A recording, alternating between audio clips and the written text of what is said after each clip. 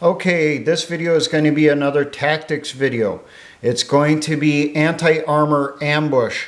I thought about this because of the situation with Russia and Ukraine, and you know that situation is going to offer some really good fodder to use for scenario videos like this in the future.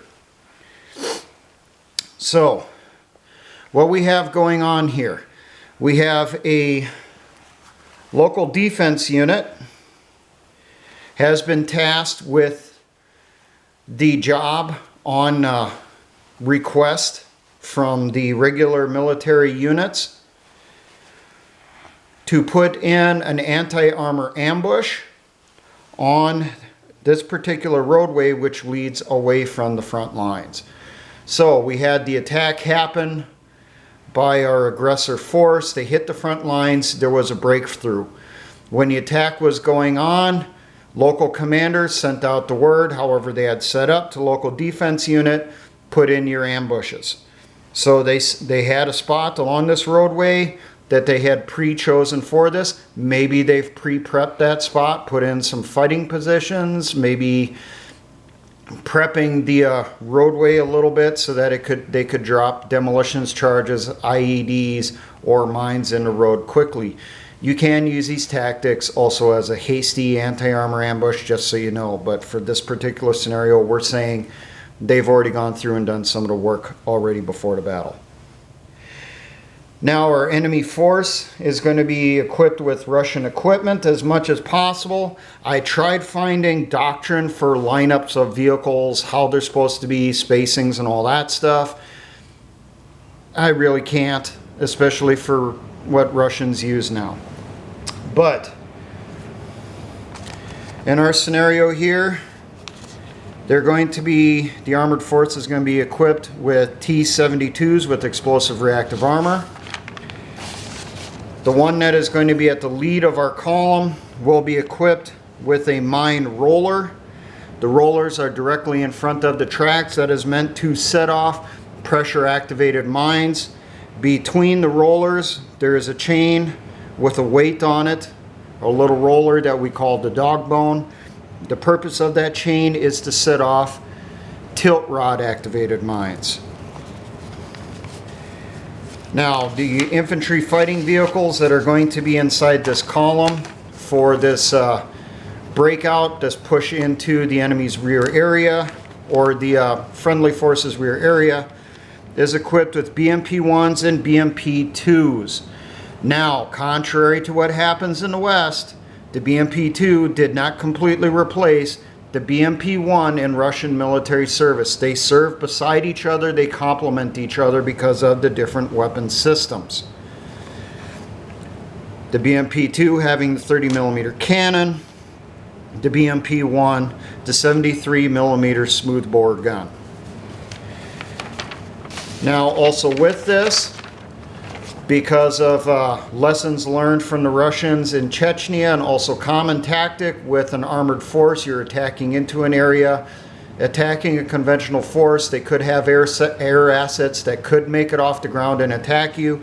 You're going to have air defense capabilities, in this case 2S6 Tunguska.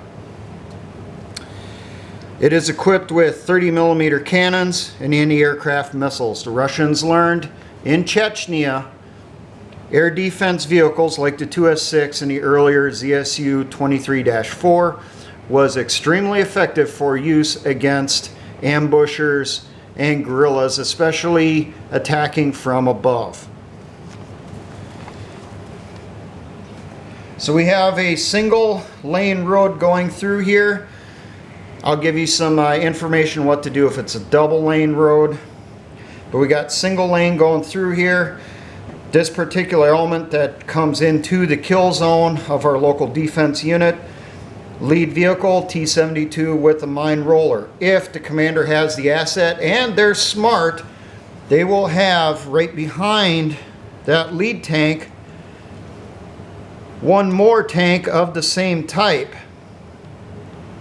And his gun will be oriented to the side.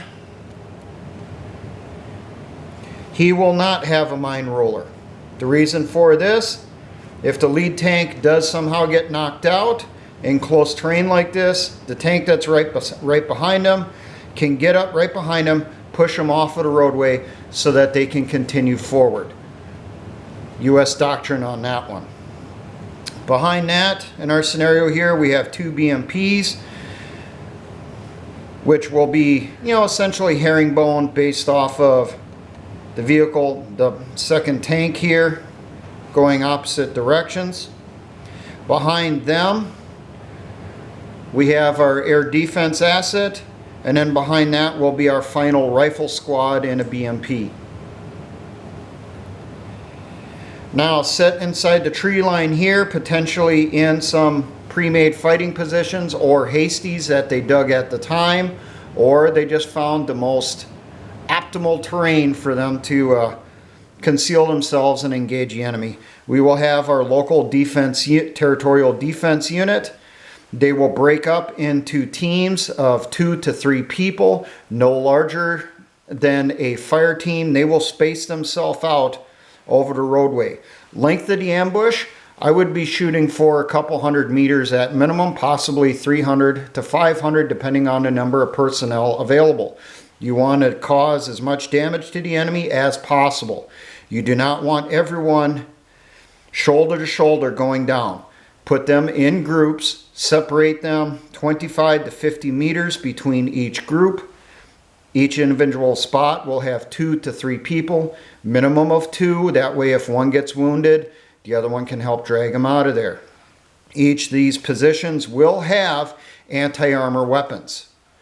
They could be an anti-tank guided missile such as a Javelin, a Dragon, AT-13, an older AT-5, AT-4, whatever they have available. They will also have with them disposable anti-tank weapons, such as M72 Laws, RPG-18s, maybe they have NLAWs, NLAWs supplied by Britain. Turns out that's getting to be a common weapon system in NATO now. It's just the US hasn't adopted it yet. They would also have RPGs. Now, our local defense here, when they're setting up their personnel, getting into their positions, they should have, if they have missile launchers, because your enemy's going to have their heavier armor in front because that's where they can absorb the most damage.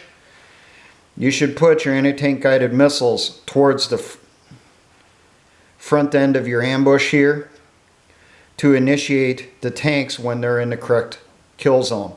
Remember, all anti-tank weapons have not just a maximum range, but also a minimum arming distance or minimum range. Keep that in mind when you're setting up your ambush. You're not going to necessarily do it right next to the roadway. Especially keep that in mind when you have something like an anti-tank guided missile. They're going to have cleared the fields of fire as best as possible so that nothing would obstruct those anti-tank rockets or missiles as they'd be firing forward. Now we have a single lane road here. When we come up on the site, we start prepping the area. We will send a team or a squad up to prep the roadway. We want to try to immobilize the lead tank. We can do that with mines, but like I said, in doctrine, your lead tank is typically going to have a mine roller. So pressure mines may not be the best choice. Another option is IED buried in a roadway, or go old school, put a shape charge in the ground facing straight up. Size of the shape charge, I would think of at least 20 pounds.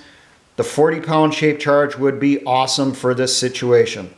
Single lane road, put that shape charge dead center in the road, or a little bit off from the center point, but not by much. It must go off directly underneath the tank. If it is a double lane road, you will put in 2 shape charges. One on each side of the road, just a little bit off from the center by a few feet. That way, if the tank is riding down the center, he's still going to get hit probably by both of them. If he's riding to the right, he'll still get hit by one. If he's riding to the left, he'll still get hit by one. Those will be command detonated. However is, the capability they have, electric or non-electric for their initiation. The shape charge that's put in the roadway has a piece of cardboard or something put over the top of the cone to keep garbage from falling down inside, and then it is covered over with dirt and debris to blend it into the roadway. Firing wire is led back to the initiation point. If they do not have IED, shape charges, or mine capabilities, that's where it comes into using the best anti-tank weapon you have, and you can hit the rear end of the vehicle. What you have may be substandard to hit the side, especially if it has explosive reactive armor, but you can still penetrate the rear of the tank, and it doesn't matter what type. You can still breach the rear of a tank with an old RPG-7 rocket, and it will give you a mobility kill on the tank. But you want, ideally, a catastrophic kill on the lead vehicle or any tank in the column, because you don't want them to turn into heavily armored pillboxes. That still has the capability to use the guns on the tank, rotate the turret even manually, and put fire directly on you, and you really can't do much to stop them. On your infantry fighting vehicles and air defense, the armor is going to be thinner. You can penetrate them from the side with an anti-tank rocket or a missile. If they have some type of anti-RPG slat armor, you still probably want to go with hitting them from the rear, so keep that in mind. On the BMP, I will make this note for those of you that are not aware of it. The rear doors on the BMP, and it doesn't matter if it's a 1, 2, or 3, the rear doors are the fuel tanks. Send an anti-tank rocket into those rear doors, they will blow into the vehicle and incinerate everyone inside. Now you see there's vehicles over here. This is the vehicles that brought up our territorial defense troops. They are parked out of sight of the road, not so close that if these guys start spraying everything that these will get shot up, but you don't want them so far away it's going to take you a half hour to run to them. You want them relatively close under some type of relative, cover and concealment. Cover to protect them from the fire from the vehicles. Now our ambush is initiated. The column comes up. We set off that shape charge directly underneath the tank. Lead tank is taken out. That is a signal for everybody else that they are now clear at that point to open up. Each position will have anti-tank weapons of some type, rockets or missiles. Once they have a shot that they know will disable the vehicle, preferably catastrophic kill, they will take it. If there is a second tank here from the front, as soon as this one goes up, they see the turrets blowing off, flames going up through the top hatches, which is common with Russian tanks because they have an autoloader on the bottom. You set off the ammunition in that, it cooks everyone inside. This second tank, he's going to be focusing on this now. He's going to be focusing on trying to get out of the kill zone. He's going to maneuver himself to try to push that tank off the roadway into the trees to clear a lane so that they can continue forward. When he makes his rear end visible, that's when our anti-tank team up here, armed with a missile, is going to nail it either in the backside of the turret or in the engine compartment, knock him out. Now we have an even larger roadblock set to the front. Vehicles on the side here are going to be moving up. They're going to be trying to get out of the kill zone. They're going to be engaging as best they can. As they're trying to get into a better position, try to get out of there, they open themselves up. You may only have a split second. You fire that rocket, take out that particular vehicle, move on to the next. If you get a mobility kill on the vehicle, the troops will try to dismount. When they dismount, that's when anyone with automatic weapons that's part of that team, that's nearby, that it's inside their sector, they open up and start gunning down the troops literally as they're coming out that door. They're not even on the ground yet. They're literally falling out the door. You're lighting them up. So they just flop down on the ground. And you just keep going through, taking out each vehicle. You need to have, if you're the attacker here, a preset signal or conditions that must be met when each group will start pulling back. Now that signal, if it's at night, could be something as simple as firing off a flare. If it's during the daytime, it can be something as simple as tossing in a smoke grenade. And then each leader going down the line, they keep watch for when they see that one smoke grenade go out to either their right and left, they immediately toss out that colored smoke grenade for them, signaling everyone start pulling back. They start pulling back and they go to the vehicles. But you're trying to take out as much as possible up here on the roadway. Now I know, because I always get comments like this, well, if you're in a resistance situation, you're not going to have missiles, you're not going to have machine guns, you're not going to have anti-tank rockets. This is not something that would be early in a conflict unless you've already captured it or secured it or made it. I'll just say it like that. Any questions anyone has on this? It's actually pretty simple.